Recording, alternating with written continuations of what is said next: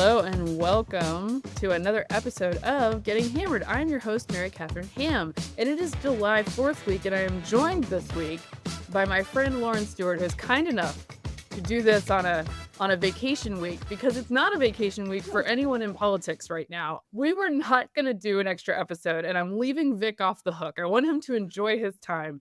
So Lauren's stepping in, a political junkie and political operative who's watching all of this closely. And Lauren, I know people say stuff like this in politics all the time, but are we living through the most consequential week and insane week in politics we've ever seen? We might be.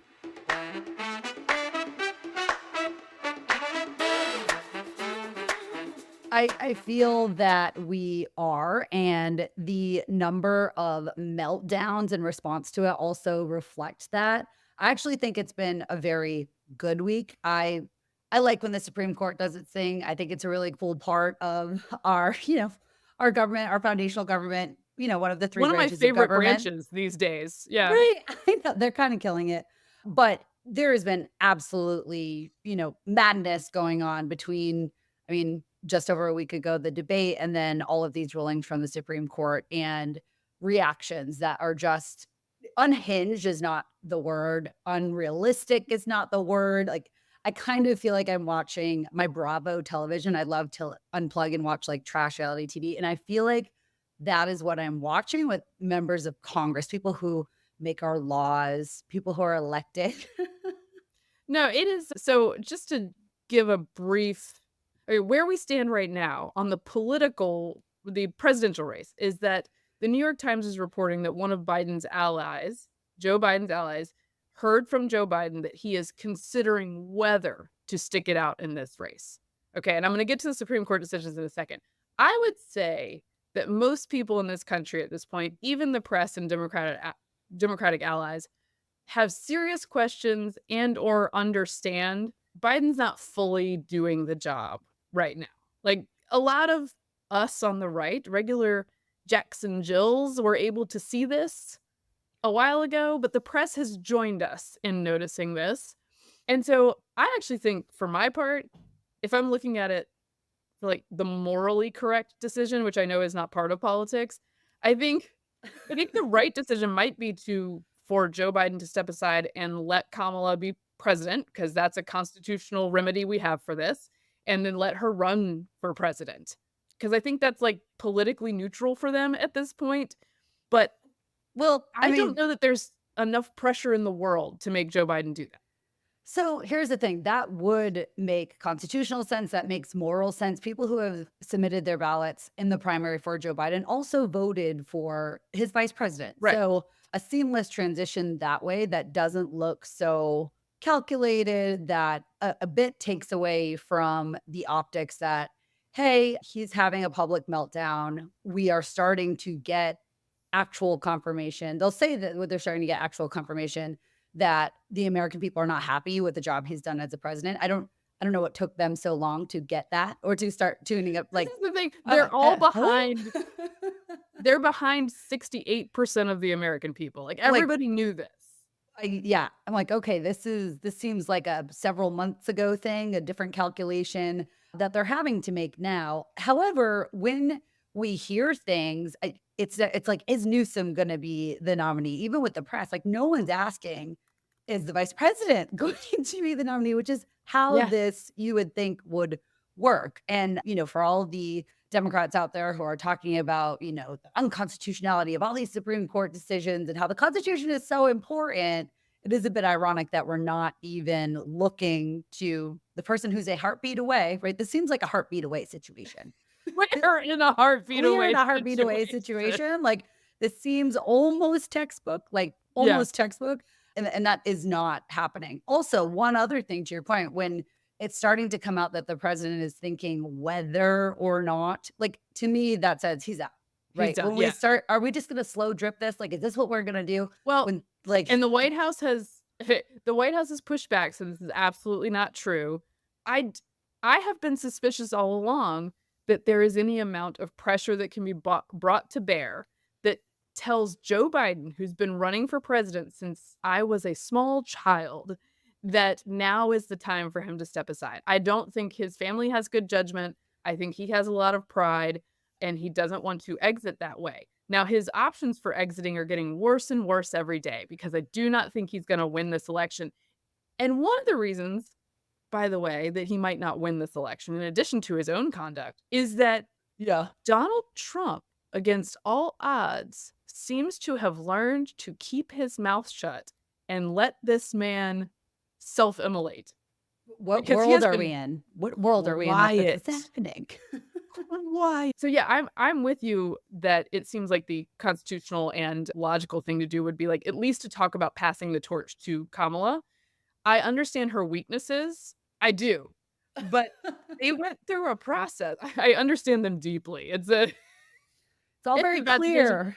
In fact, actually what cracked me up is that this party is going through this crisis, and the two concerns that people have are, one, that Jill and Joe's family are sort of propping him up in this position to maintain their own station and the gravy train that has been coming to them.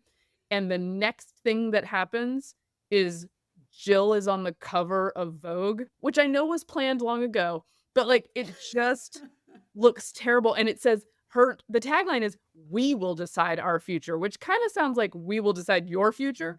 And then Kamala, who everyone is concerned can be nothing but cringe, her next move was to release this video with Taraji P. Henson doing a back and forth for the Yep. BET Awards, and I'm just gonna play that one for you guys in its entirety, and I apologize in advance because it is painful. Taraji, now you know I wouldn't do that, especially not to a fellow bison. The real, ain't you? You know. So what's on your mind? Oh, Madam VP Harris, I'm worried about the election. Women's reproductive rights are on the line. Our Supreme Court is on the line. Our basic freedoms are being tested, Madam VP. I know you've been traveling across the country. What are you hearing? Yeah, girl, I'm out here in these streets. And let me tell you, you're right, Taraji. There is so much at stake in this moment. The majority of us believe in freedom and equality. But these extremists, as they say, they're not like us. They not. There's a full-on attack on our fundamental freedoms. The freedom to vote. Yep. The freedom to love who you love, the freedom to be safe from gun violence, the freedom for a woman to make decisions about her own body, not having her government tell her what to do. So that's the answer that the party had in the immediate aftermath of the debate for this problem. And then Biden's immediate answer was 4 minutes on a teleprompter about the Supreme Court decisions. No one's inspired. No one's confident.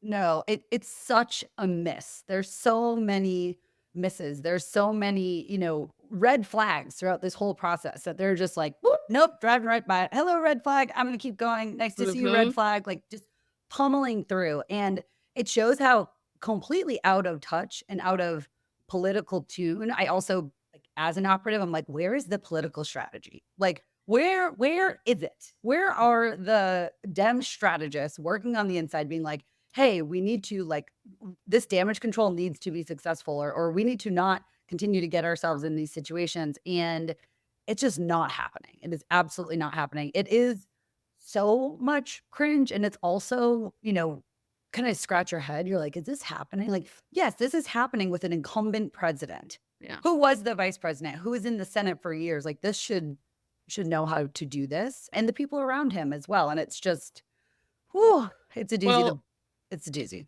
and it's killing me, this stuff about how the press and inner circles in DC were so surprised. They were so surprised. It's like, y'all were not surprised. Y'all weren't surprised. Look, I concede that the president's inner circle is small. I think that's a real problem for them and is a real thing that's happening and is encouraging some more bad behavior as a result. However, even if you didn't have access to the president personally, which I did not, you could see this decline happening. You could see his schedule having nothing on it. You could see him being shipped off to Delaware, either to Wilmington or to the beach every weekend. And you could ask yourself, why is that happening? And because it was right coded to believe that something might actually be happening, the press was like, nothing is happening. And they all, No. like, they knew. And anybody who pointed it out was a jerk, was like, this is absolutely crazy. We can't keep up with the president. I've worked with for a few. Everybody was absolutely crazy until about 4 minutes into that debate, Yeah. right? It was completely validating. And to be clear, I don't think it's anything anyone that I know was wishing for, right? Like, we don't No, I want, hoped for a like, fine performance. yeah, this is I not hoped. yeah. And I think that, quite frankly, Republicans have not, what do they say that they do? They have not pounced on this. There's been no pouncing. There's no need for it, but it's also kind of a sensitive situation where you're like, Yeah. this man is unwell. This man, and it's a very public, kind of demise of his health. This is uncomfortable. So there's no Yes. pouncing happening in that regard. And it's Well, and not anything that we wished for, but it's just, I do you can't pee on our legs and tell us it's raining. You just no. can't do that. You can't do I that. do, to some extent, I sympathize in a very small way, don't get me wrong, with the Sure. press corps because this is an uncomfortable thing to talk about, and you do wanna Yeah. do it in sensitive terms. You wanna respect the presidency, the office of the presidency. But part of respecting the presidency is understanding that if an incapacitated person is doing it, then Yeah. that's bad for all of us. Yep. And I just think they were unwilling to examine that, and there's proof of that in this CNN piece that talks about why it wasn't covered more closely. And it Mhm. says, a difficult task. Like all past presidents, Biden has good days and bad days. It can be tricky to report on something as difficult to define as a person aging. Look, that part is a little bit true. That part's a little bit true. The Okay. problem is that they gaslit us about it and told us we were lying. This goes on to say, especially it's difficult when his opponent is a convicted felon who regularly lies and has threatened to use the government to go after his political opponents. Okay, number one, Biden is currently going after his political opponent using the government, and the Democrats have been doing that for quite some time. Yeah. Number two, Trump is not an excuse for not doing your job, but they make him one. This goes on, it gets worse. Biden's age was also a right-wing talking point for years, something the White House was quick to point out to reporters, which may have inadvertently turned off any serious investigation. Was that inadvertent, or are all y'all just besties and you didn't want to talk about it? It seems pretty verdant. And I don't, it seems pretty verdant. If that's a word. It What advert I I don't know what the word is. also, yeah, but it's the opposite of that. Yeah. Also, if you are like, one of the first sentences there says it's also, so essentially you're saying it's also very hard to be an old and declining president when you are theoretically running against the easiest opponent in the world, a Well, fair. convicted Yeah. felon, also someone who you beat before. Mhm. Why are we, the two are apples and oranges? Like, they couldn't be further apart from Yeah. Trump being who Trump is versus Biden being who Biden is, which is a very old, declining president in the White House right now. That's a fact that doesn't get harder or less hard when you're running against Donald Trump, who's a convicted felon and also someone that you've already beaten before. Like, I can't buy that. I also feel like we're a little bit continuing to be gaslit by the press and by other Democrats when they say, like all presidents, we have good and bad days. No, no, no, no. No, no, no, no, no. We have not seen a presidential bad day saying, we finally beat Medicare. Like, we Yeah. have not seen this. And I No, don't as I say, appreciate that. Like, this happens all the time. Like, no, they're no, it not doesn't. they're not wrong that Trump will say stuff that sounds really wacky, like that whole Oh, yeah. conversation about what would you rather be eaten by a shark or electrocuted? First of all, that's a great Reddit thread, but it's not great for our president. So I get when they say that. However, he is consistently and energetically wackadoodle, right? We all know that that is who he is. Yes. And it does not show decline over the years in the way that Biden has, especially in an accelerated way in the past year or so. And the other problem I have with all these complaints to the left is like, why is no one calling for Trump to get out of the race? He says all these crazy things. He said all these lies in the debate. Look, Trump was not my choice. I argued against him. I have several times. However, the GOP had a competitive primary process. He was put through some paces. I wish he had debated, but he didn't. It turns out that Right. didn't go badly for him. They put him through some paces. The voters made this choice. The Democrats had a chance to do that. They had a chance to take on an incumbent president with a primary process, and they decided to protect him from that. So Right. it's a very different situation, particularly, and it's ironically coming from the democracy protectors, that they didn't go through this process. Well, and When they that's should just have. it. That's just it is, yes, Trump says things that are completely crazy, sometimes untrue, things of that nature. But you know when he's saying them, he knows what he's saying. There were Mhm. several moments that it was clear that the president was lost and didn't understand what he was saying.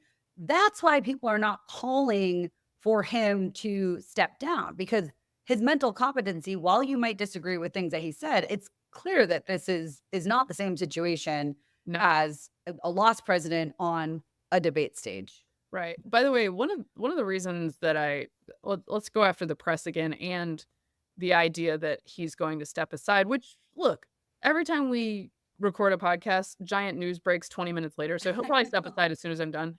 However, like there are people who are really dead enders on this. I give you Mika Brzezinski, who on Morning Joe on July 2nd did a full-on infomercial to start the show, saying the Biden team needs time to collect themselves and to figure out what's going to be next and to make their pitch, and everybody needs to stop bedwetting. Okay, now is the time for bedwetting, Mika. This is the bedwetting time. Get the diapers. Get the but- diapers.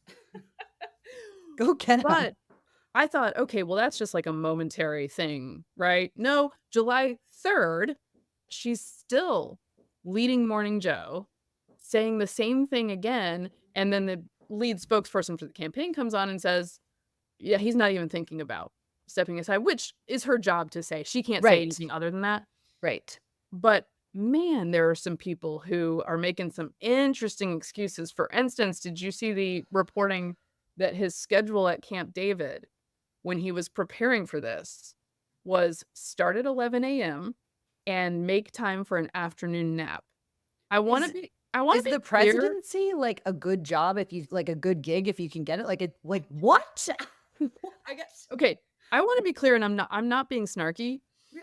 Obviously, they're not engaged in debate prep, but that schedule, if it's correct, is easier than the one I ask my toddlers to maintain. Okay, they start way earlier than 11 a.m.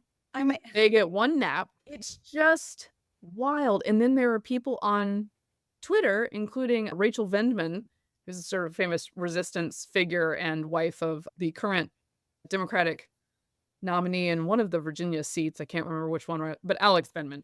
She's like, there are whole cultures where people take an afternoon nap regularly. Girl, are we what in Are we this doing this? justification? Like this doesn't.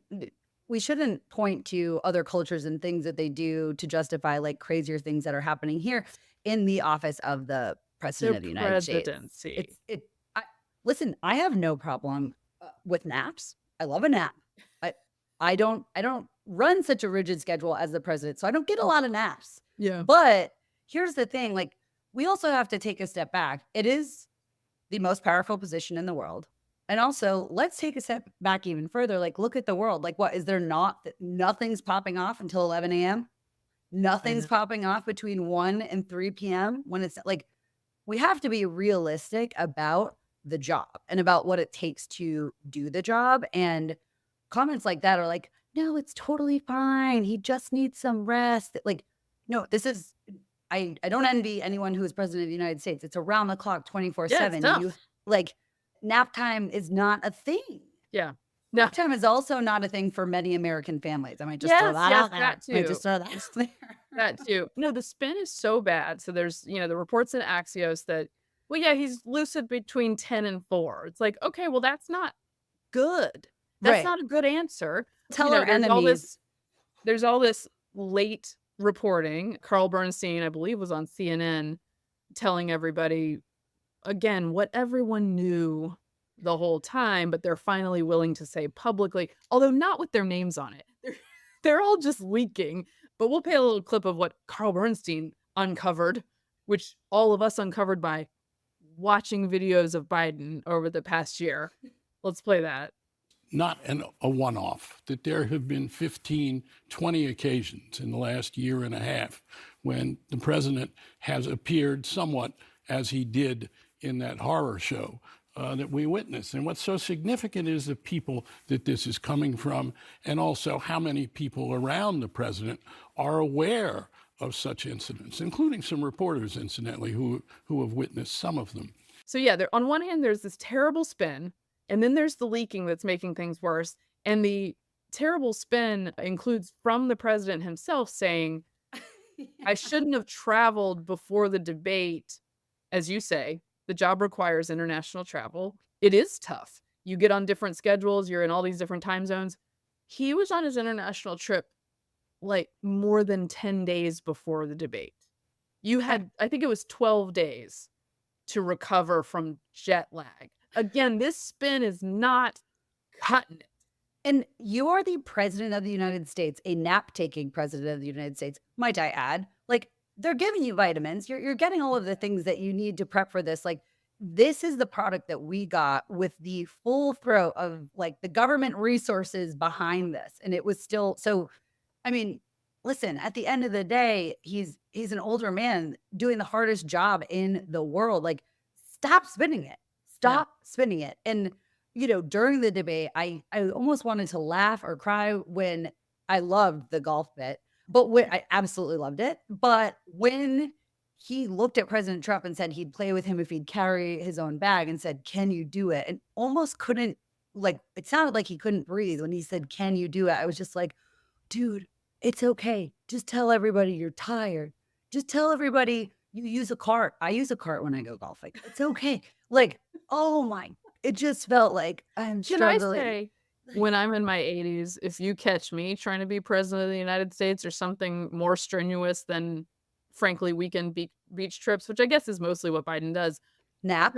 tell me to take a break. You won't catch me doing that. There's the other part of this that I find interesting. Andrew Bates is a good example, White House senior deputy press secretary, who says on Twitter about this New York Times story, he says, that claim is absolutely false. If the New York Times had provided us with more than 7 minutes to comment, we would have told them so. A friend says, welcome to GOP comms, buddy. I mean, this is what it feels like every day. Right. I mean, it is absolutely wild. It is absolutely wild that, you know, the things that they're deeming unreasonable and, well, we're not able to do this because of this. And he's only coherent between 10 and 2. And he traveled to Europe, 10 days before the debate. Like, stop it. Stop it. No, the problem is there is no good answer. Right. Except the only good answer is to have him out doing live interviews on the reg. And the answer is that he can't do that. They are going to do an interview with George Stephanopoulos. Yes. We should note George Stephanopoulos began his career literally as rapid response for the Clintons. Okay. So, but here's the thing. Is the task for Stephanopoulos to go take him out, or is the task for Stephanopoulos to prop him up? I think Stephanopoulos will be getting a lot of incoming about what his duty is in this situation. The interview must be tough. It cannot not be tough, or at least a sop to tough, but it is not airing live.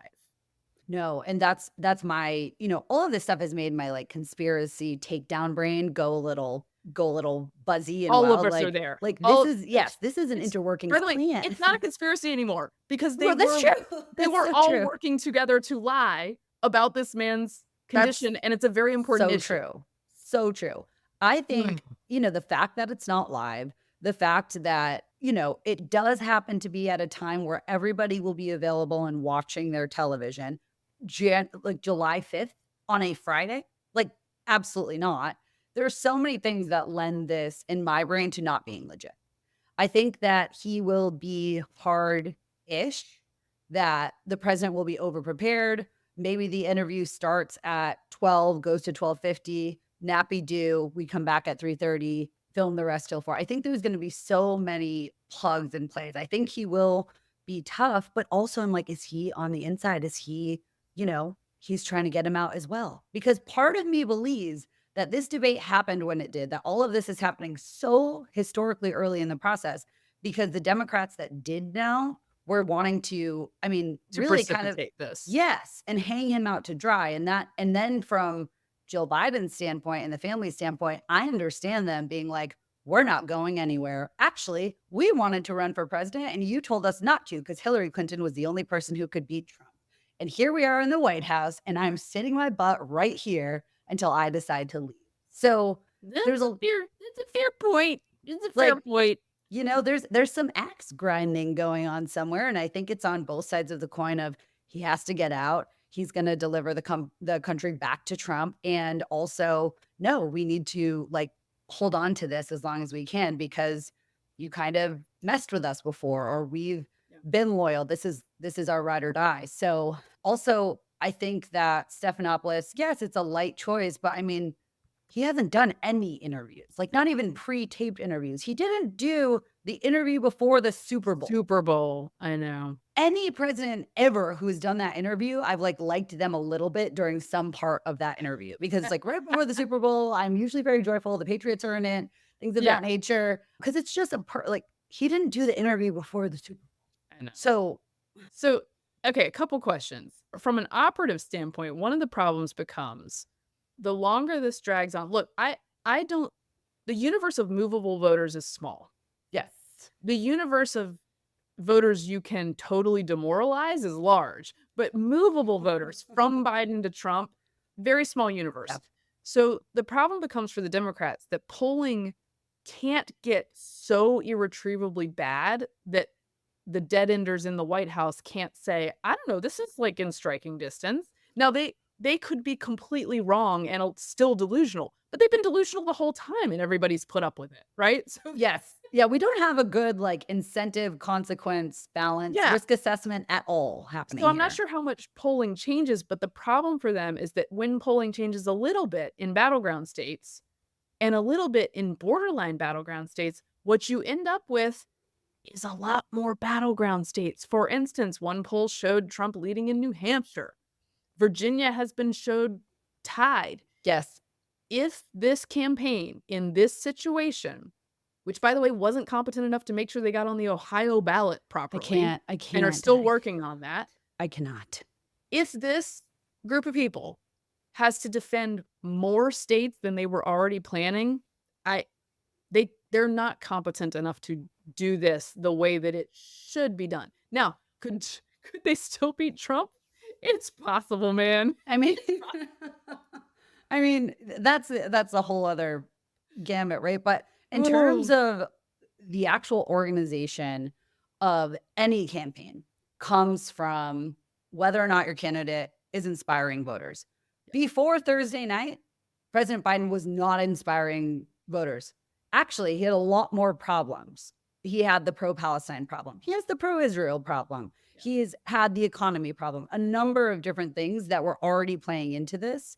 I don't think that they're well organized. I don't think that the basic things that need to be done in a campaign that are very easy, especially when you're an incumbent president, a lot of that's lined up for you, is not even getting done the way that it's supposed to. So when you start seeing more battleground states coming on the map for Democrats that they have to work on, it's a huge problem. And it turns into, at the end of the day, a resource issue. It also turns into an enthusiasm issue within your campaign, within your people who are working for you. I mean, I was on the Rubio campaign in 2015 to 2016, and about 4 weeks before I knew we were getting out of the race, I was laying on the floor of the Vegas airport, which I don't recommend, but political operators out there will all the airport floors to choose. Yeah. will get me. Sometimes you just haven't had any sleep and you take a little nap. And I remember talking to one of my friends and I said, look, if there's still 4 people in on Super Tuesday, Trump's going to be the nominee and I'm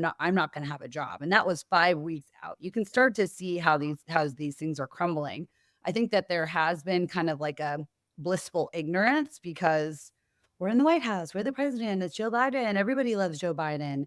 And also there's no alternatives. Like there's no real alternative in terms of electability for the Democrats, which is why I think that they are in a little bit of a panic mode now. Yes, Kamala Harris would be the in my opinion, constitutional and correct And natural way to choice, like go, yeah. heartbeat away. But they also know that she has extreme issues, which I would agree with every issue that they say she has, I'm sure. Yeah. But there's a lot falling apart. And after the debate last week, you can kind of look back at various things. You're like, didn't get on the ballot in Ohio, the New Hampshire primary kerfuffle, even Oh, yeah. Nevada, where they weren't on one ballot and were on the like various things that you're like, oh, actually, in retrospect, this all makes sense. This has been a gradual, from an operations standpoint, coming off the rails and unraveling. And it's going to be especially interesting at convention if he has not yet stepped down, because there are a lot of different, convention rules that can kind of be messed with. Democrats also have super delegates at conventions. So, the operational unraveling beyond the optics and things that we've all seen and many Americans have all seen has been going on for a long time. Yeah, and those superdelegates, we should point out, are less powerful than they used to be, as they were during, like, 2016. They changed the rules slightly in 2018, so they're less powerful, but they still remain quite Yeah. powerful. But I think the problem for Democrats, and one of the reasons I don't think I agree that there was a plan to throw him out there early and see if he would fail, Yeah. is because there's such disarray that surely if they, the shady they, Yeah. had a plan, there might have actually been a plan. But there's no plan, and I think they need unanimity on plan and purpose very quickly. I mean, this week, we're gonna be a week from the debate, and they've made no decisions about No. what they're gonna do. They've had no plan to get Joe to make the decision they want him to make. And then they have no plan past that. But it is a strange dynamic, because how long can a president go when people are openly talking about how he should resign, drop out, or they're gaming out who his VP's running mates should be? Like, I got Yeah. my Twitter right now is like, what about Josh Shapiro, the moderate Democrat governor of Pennsylvania, as Kamala's running mate? That would be challenging for Republicans. And yes, by the way, Trump should be getting ready for many scenarios right now. Mhm. But how long can a president hold on, even the most in denial president, in that environment? I don't know. I don't know either. I don't know why you want to, like you said, like, don't catch us anywhere near the city I in know, our right? later years. But I also wonder how much of this he knows. Like, how insulated has his really tiny, tight inner circle insulated from? And they're just advising him versus what they want. That plan that you talk about actually would have helped Joe Biden, right? Mhm. We could have made an easy off ramp here, arguably a very admirable off ramp here. Hey, I thought I could keep it together. The debate is actually, was my rock bottom of understanding that even the basic things and debating, he said it a little bit in his speech in North Carolina, reading off the teleprompter, that he doesn't walk the way he did before. Yeah. He doesn't debate the way he did before. By the way, all of our enemies, like, so happy you're watching and here to see Yeah. this. Like, insane. But it could have been, this is going to be ugly. However this goes down, it is going to be ugly. And it's quite sad for someone who was seemingly a giant in the Senate, a very, very favorable vice president, to end however this ends. It's not the window, Not pretty. and no, the window for it to be, respectful, to be admirable, to be unifying, It's over. is gone. In And the modified words of the late, great Toby Keith, oh, I'm not as good as I once was, and I am also not as good once as I ever was. Like, exactly. that's That's where this like, campaign is. that's okay. And I actually think, Ronald Reagan said something similar after he left office, like, hey, I started to lose it a little bit. I started, to get sick, and was transparent with the American people. You're not being transparent with the American people when you say, I don't walk like I used to. Like, we know, we see it. We saw you walk. We saw you walk on stage. It looked kind of funny. Like, we watched the debate. That's not being transparent. And I think that's what is a struggle for so many people. Number one, who did support President Biden, but number two, who really hate Trump, Yeah. right? There's a That's the lot. other thing. They think that he's so radioactive that this wouldn't matter.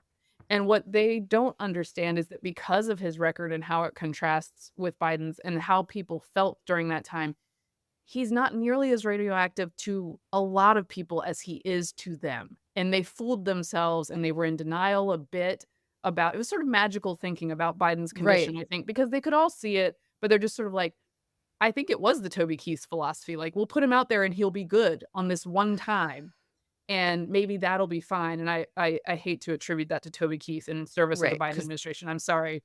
R.I.P. no, buddy. that would definitely make him mad. Yes. Yes. But I've also been amazed by how many people in the aftermath of this have admitted that, like, lying for political convenience to cover up something this serious is A-okay with them. So Matthew Dowd tweets, Totally fine. I would ask pundits who are anti-Trump how do they think they are helping defeat Trump by constantly undermining the only current opposition to beat him. Also, do you really think the president or White House is going to be influenced by your calls for him to step down? Okay, the strategic part of that, not the worst thought, but here we go. And just because you believe something to be true, it doesn't mean you have to say it if it isn't helpful. Sometimes the Oh, best path in life is not always to announce, quote, your truth. John Favreau, former Obama advisor, also said, like, the fact that this happened in June was a gift. If this debate wasn't planned until October, I'd keep my mouth shut. That's what he said. what? Why? But it is also wild. Like, did they teach you that in journalism school? Is that now like the Well, creed to that be fair, everybody he's an takes? operative, but in a Like, okay, I'm gonna be one of those people. This goes beyond politics. it Like, does. that's why I'm actually boosting Kamala Harris, because I think not for my own strategic gain, I think it's the right thing for the country probably that a person who can at least understand what she's hearing in briefings is the president versus this guy. Yeah. I mean, don't ask her to repeat it back to you. No, But I was yeah. see, I almost said can put sentences together, but I decided not to say that. No, no. Oh my gosh. But no, it is. And I think it's okay to like point out facts, but those quotes are if it's not strategic for you to say it, don't say it. You don't have to say the truth if it isn't helpful. Helpful to who? Like when did the mainstream media become like the kingmaker or playing God in the world of American politics? Like that is horrifying Yeah, to me they've gotten worse and worse, and because they're protecting bring us from Trump. well, I know that's the thing, this is their ultimate goal, and the elite classes have decided that he is such a unique threat that they must undermine all of their former sort of professional credibility to take him out and to take out any possibility that he's president again, and they put themselves in this position Yeah. because they were willing to do that. Yeah. And they put themselves in a position where now they're just telling on themselves. We knew that you were lying to us, but now you're just telling us you're lying to us. And they've done it before. They've done it on Russiagate. They did it on Yes. COVID science. They did it on school lockdowns. They did it on Hunter Biden's laptop. Like, stop Yeah. lying and And then then we telling just us move that on. you're the only truth tellers in this town. I'm so sick of it. Yeah, So and they're sick. gonna protect us from a president that would need to be elected, right? And all of those things that you just talked about, because they are the ones writing the story, like, we just move on. We're just like, "Okay, on to the next thing. Now listen Well, to us on the" like, no, yes. Actually, no. one of my Hold on. one of my favorite Twitter followers, and I'm gonna find his actual handle so I can tell you guys. So he's a professor and he's a liberal, but he's a heterodox liberal professor. And he was saying that the entire political class lives in this perpetual state of presentism that like whoever's winning the day or the morning or and this is a critique we've heard before, but I thought presentism was helpful because I thought after the debate, as someone who lives in the political news cycle, okay, this is certainly a memorable moment in American politics. But does it get swamped by events over the next 2 weeks? Because that tends to be what happens in these news cycles. And sure enough, Chevron came down the next day, which we're not even going to get a chance to discuss. We're going to have to do that when we come back next week. But Chevron comes down the next day. And then the immunity case comes down 2 days later. And everybody's having freakouts at the same time. How, by the way, the capacity for freaking out about Oh my all gosh. of those at one I time. wonder if, like, they all just get hopped up on high blood pressure medicine towards the end of June into July. I hope that they do. I hope that they do. There needs to be CBD distributed. Like, that's something we agree with them on. Like, you could, like, do something. Calm down. Well, I acknowledge that all of these are pretty They're momentous, huge. Yeah, they are. but I do think that analyzing them without totally flipping out is a service to the people who, by the way, they haven't been serving because they've been lying to them this whole time anyway. So I guess it doesn't matter. No, and on that front, there was a tweet from AOC after one of these cases talking about how, they've been dealing with a corruption. The Supreme Court has been dealing with a corruption issue right here. Supreme Court has been consumed by a corruption crisis beyond its control. Today's ruling represents an assault on American democracy. This is about the immunity case. It's up to Congress to defend our nation from this authoritarian capture. I intend on filing articles of impeachment upon return.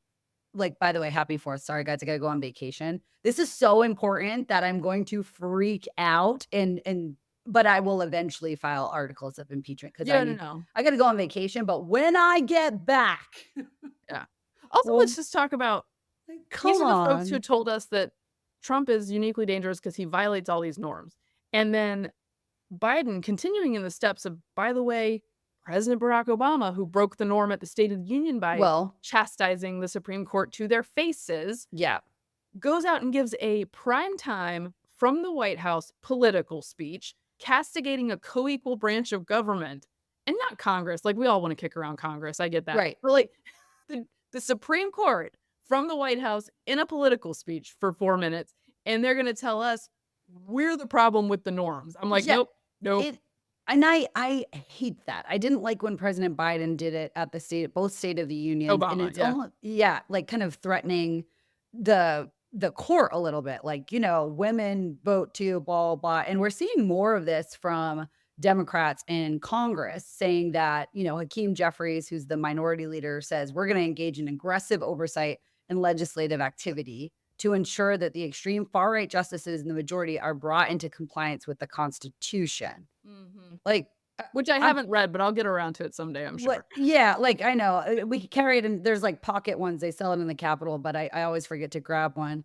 And, this is so wild to me. And number one, it's wild to me because it's not realistic that they can do that, right? The way our government is set up is 3 separate branches of government. So the fact that, Congress is going to rail on the Supreme Court is not how it works. And actually, another Democrat, a very progressive Democrat, Representative Steve Cohen from Tennessee, said there's very little we can do except to elect a Democrat as president who will appoint vacancies if Democrats hold the Senate. All good. All of these issues are good, but highly aspirational. Like, thank you for being a progressive that understands what is happening here. Like, all of these wild claims, that's the other thing about these freak ups. Like, you guys are the legislative branch.